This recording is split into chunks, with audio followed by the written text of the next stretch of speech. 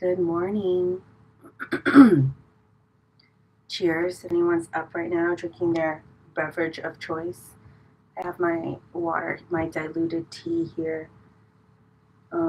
It's my tea bag from yesterday. um, well, you could find me on YouTube. I'm recording live and I'm recording my podcast at the same time.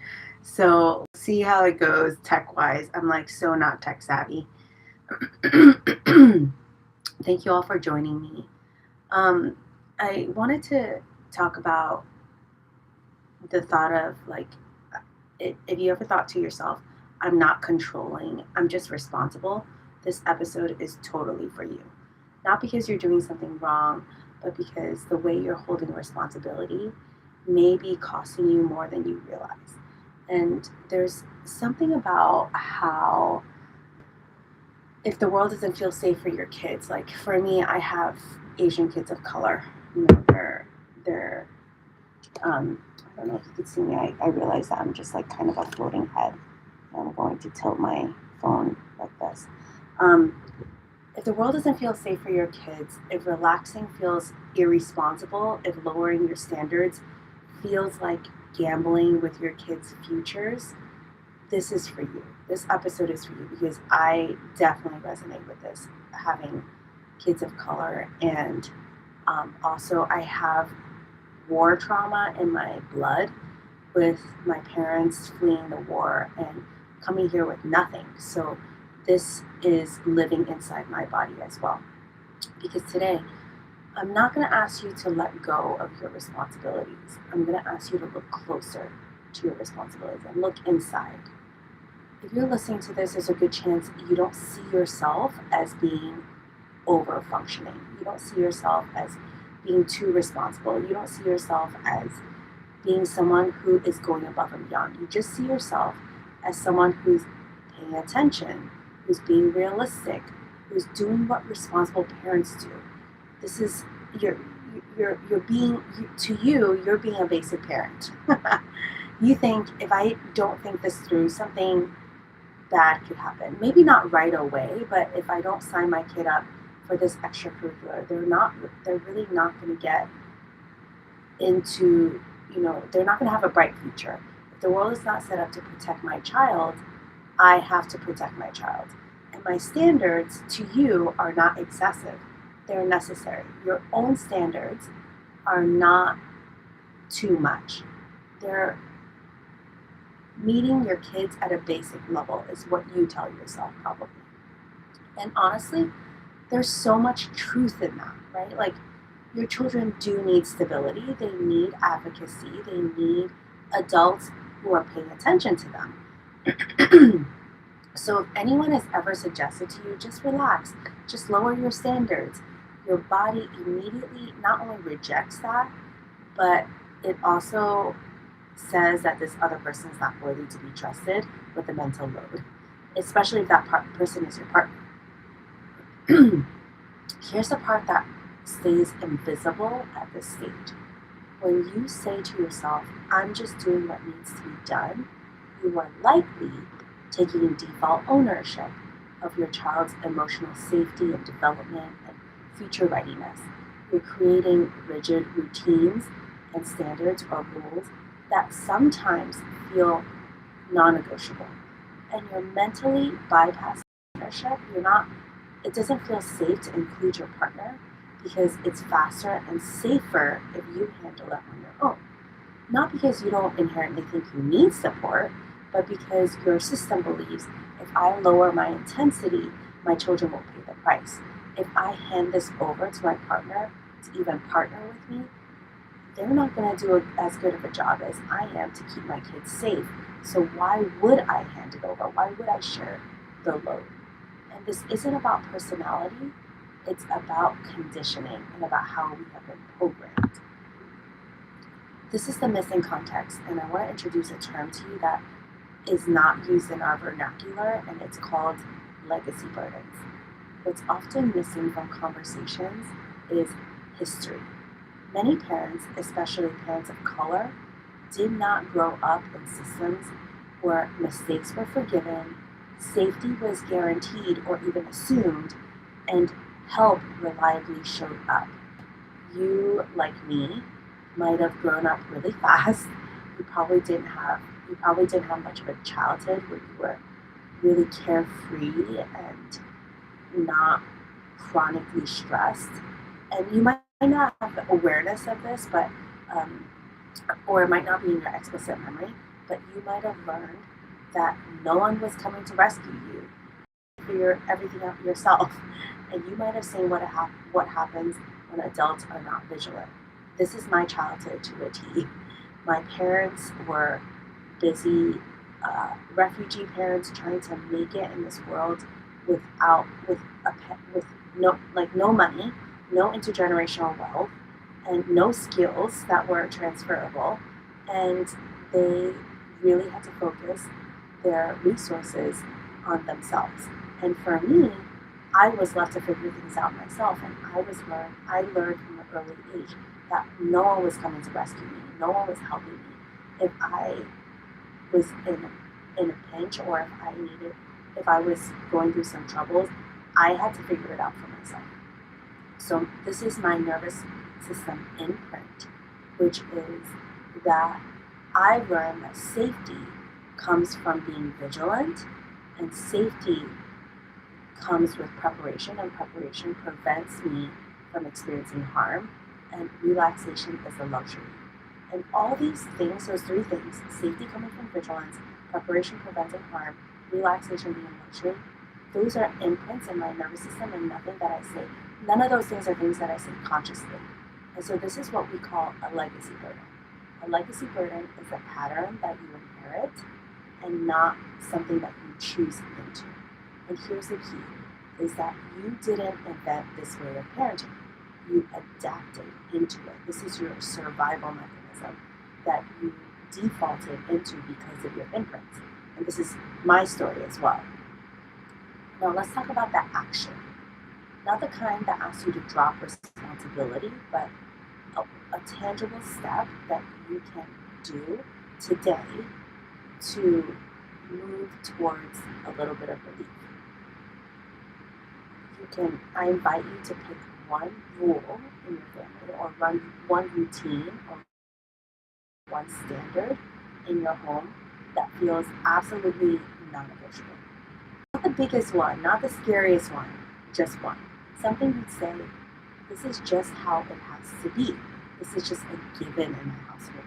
And I want to hear what that might be if you're following in the chat too, on Instagram, on the live stream. Feel free to put it in if you have anything that you're thinking about that you're like, I want to try to pick one thing to look closer into that I thought was something that I couldn't drop previously. And I'm not going to ask you to drop it, but I'm just going to invite you to kind of notice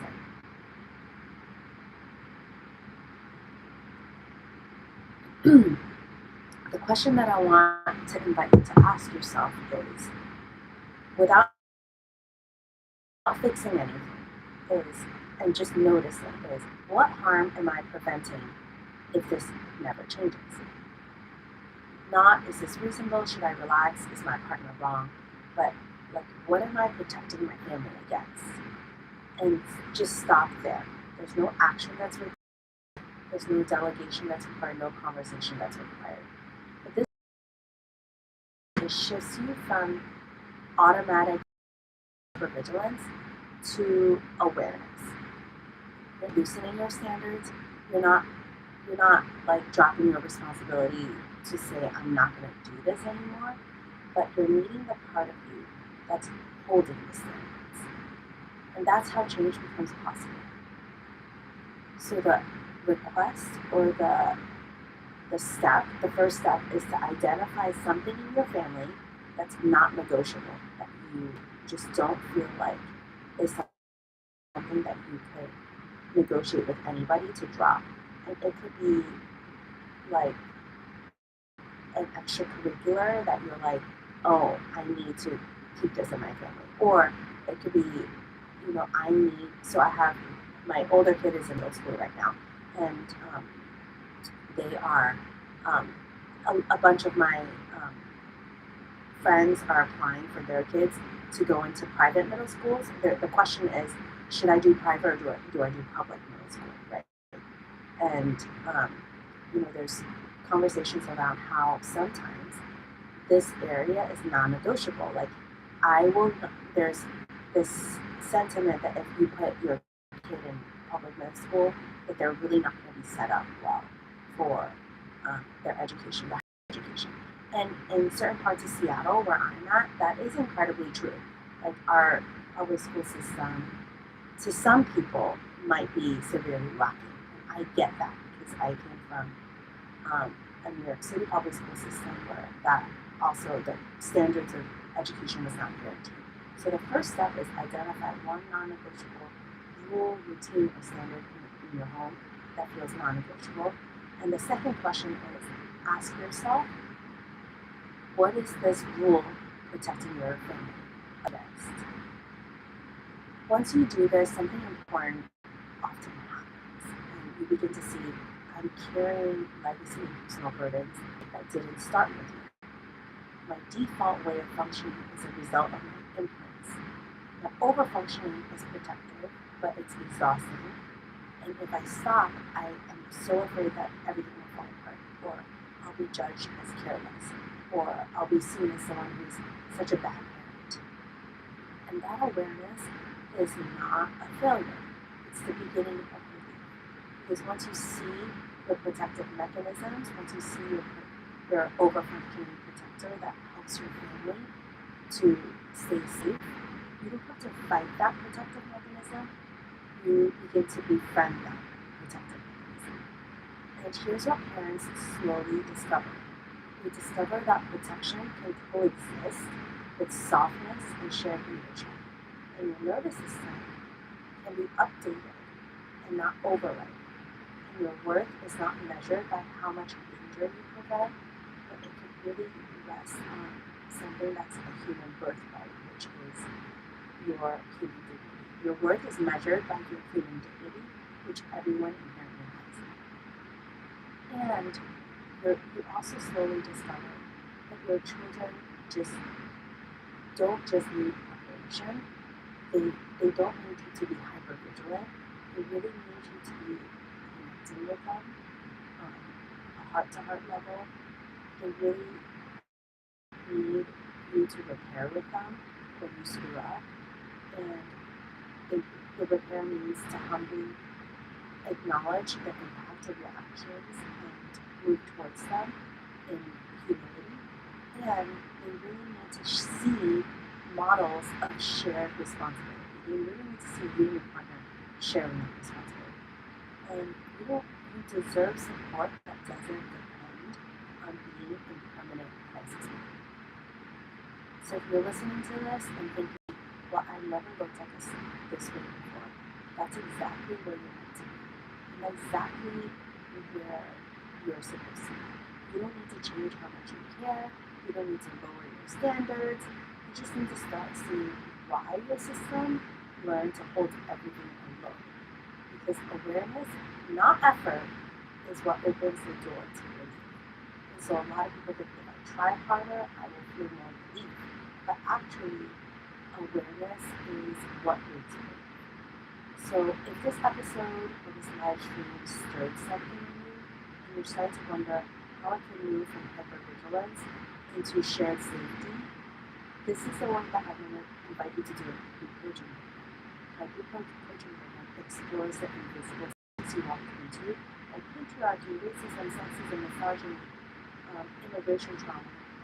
And we work with the overactive protective mechanisms inside of you, which includes the overactive internal project manager that plans, predicts, prepares your kids, and optimizes safety for them. And gently we move towards self-leadership and shared responsibility without collapse. And you don't have to do that work now, but now you can start to see it. I'm so curious to hear, I'll stay on for a few minutes, to hear about your questions or anything that you thoughts or your feedback or anything you might have around what you do. And no worries if you don't have it.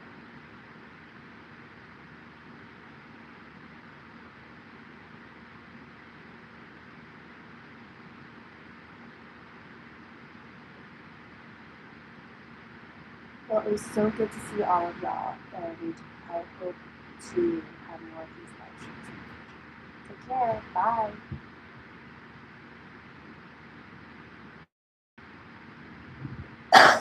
Bye.